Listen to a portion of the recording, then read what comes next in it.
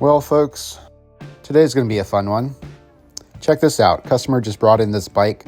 He was traveling up from Florida to our city, and the bike took a little spill and was dragged behind the vehicle for a little bit.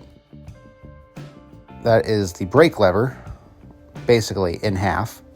What's worse is this bike is literally brand new. It has 3 miles on it, but I think we can get this back in one piece.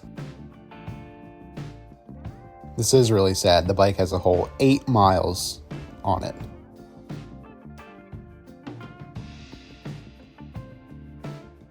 First step, we're going to get all these controls off, and we're going to have to swap out this handlebar.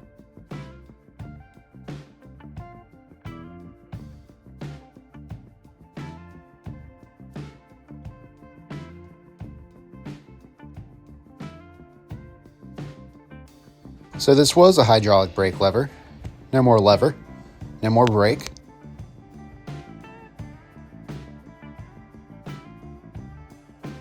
The shifter kind of snapped too. This Shimano trigger shifter is just plastic. You can see the bottom kind of fell off. So we're just going to replace this out of abundance of caution, just to make sure all of his stuff works properly.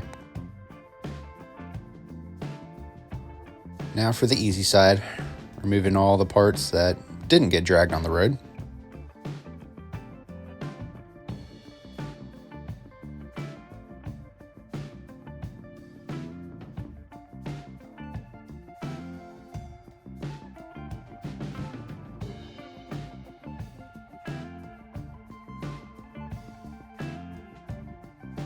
And now that all that is off, we can finally remove the bars.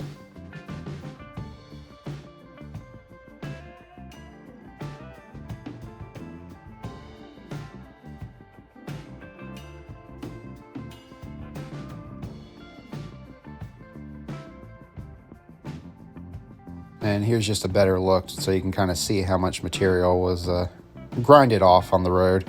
And here's the new bar we're going to be putting on.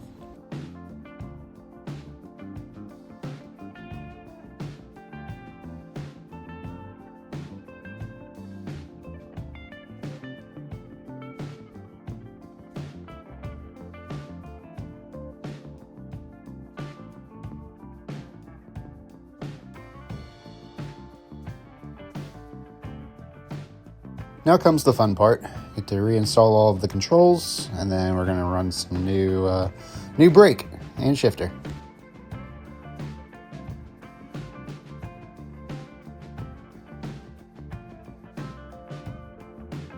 I'm going to replace the shifter first. This should just be easy. Just pull out the old cable. We'll put the new shifter on and then run the new cable through the housing. The brake is going to be a little bit more of a challenge, just because we're going to have to pop this open, take the battery out, remove one of the terminals, and then route it through the frame.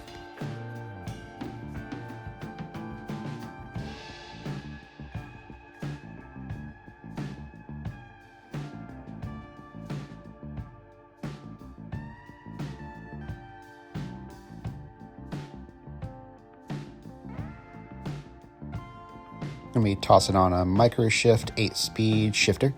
This is Shimano compatible, so it'll work just fine for the rear derailleur.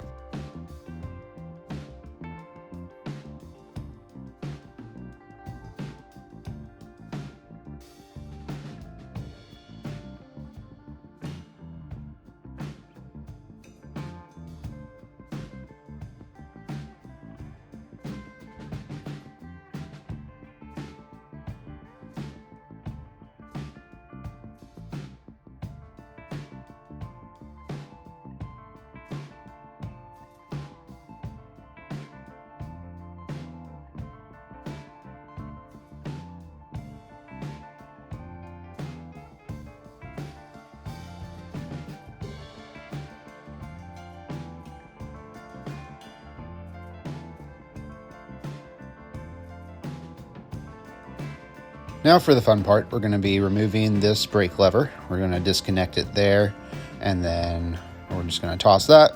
We're going to cut the line, pull it through, and then we're going to install the new brake. I will be installing just a basic Shimano replacement. This will not have a brake sensor, which some people are weird about, but If you have the other brake with the sensor, you really don't need it. In a perfect world, you should be braking with both levers in the first place. And also, there's still the motor cutoff by simply stopping your pedaling when you're coming to a stop. So there's really no issue doing this. So with running the new brake, you do have to take the battery out, take one of the terminals out, just so you can kind of route it through the frame. This is the first time doing it on one of these bikes, but all of the cables are just kind of attached to the top of the top tube right there. And since we had to cut the line, we are going to do a quick brake bleed just to make sure all that's good. Make sure you save your O-rings. Just going to install the funnel, fill up a little fluid, attach the syringe to the other side, do a little push-pull, just make sure the system is pressurized, and we'll be all set to go.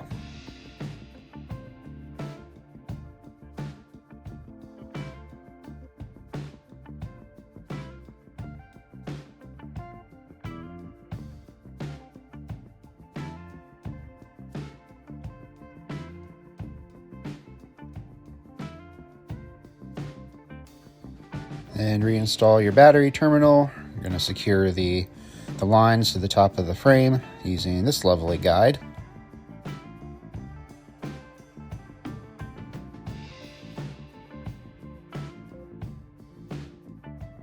And just to make sure everything's still connected, nothing got pulled or disconnected when we were messing around on the inside. Just going to make sure the power to the motor is working. And as you can see there, throttle, wheel spinning, we're all good. And here's the bike all finished up. Got the new brake lever installed, shifter, got a new grip on that side because that was disintegrated. So with the brake sensor, we just kind of capped it with some electrical tape. We're going to secure it so it won't be flopping around.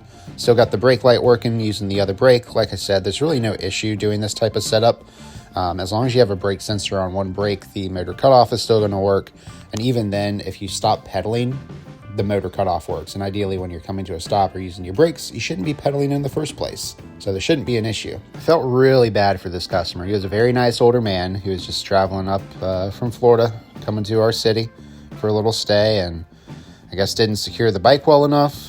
These bikes are quite heavy. You know, they're over 70 pounds, and it's definitely something to consider if you're going to be getting a hitch rack of any kind for them. And also, the fatter tires don't always fit into the hitch rack trays. So you have to make sure you have the proper equipment to transport these types of bikes. But now that the bike is back together, I have a feeling this customer is going to get a lot of use out of it. I was just happy we could take care of him while he was up here. We knocked it out in a day and a half, had all the parts, just had to kind of get through it.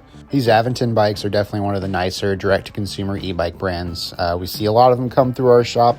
They're good quality, they have good quality components, actually name brand stuff. And as you saw, it was pretty easy to work on. There's no tricky routing or anything like that, just everything's accessible inside the frame, which is always nice. It's not always the case for a lot of these e-bikes, so just glad it worked out well.